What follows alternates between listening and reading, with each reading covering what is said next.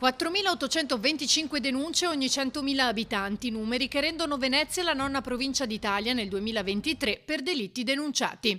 Superata da Milano, Roma, altre grandi città del nord, ma anche Prato e Imperia. Emerge dalla classifica del Sole 24 Ore che ha elaborato le statistiche della banca dati interforze del Dipartimento di Pubblica Sicurezza del Ministero dell'Interno. Si nota, ahimè, un peggioramento rispetto alla precedente classifica per il capoluogo lagunare, che è balzato dal 12° posto al 9° per indice di criminalità, davanti a città come Napoli e Palermo.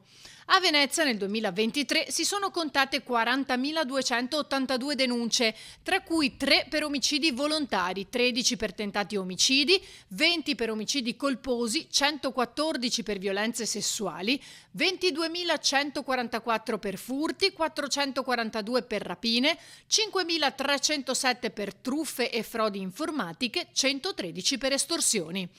A farla da padrona i furti che portano Venezia a essere quinta in Italia, stabile con 22.000 denunce. Crescono le truffe informatiche, le rapine e la contraffazione. I reati denunciati nel capoluogo sono il 53,9% di quelli denunciati in tutta la città metropolitana. Per quanto riguarda il traffico di stupefacenti, infine, Venezia è 31esima in Italia. Tra le altre città venete, Verona è posizionata al 22° posto con oltre 3.900 delitti denunciati ogni 100.000 abitanti.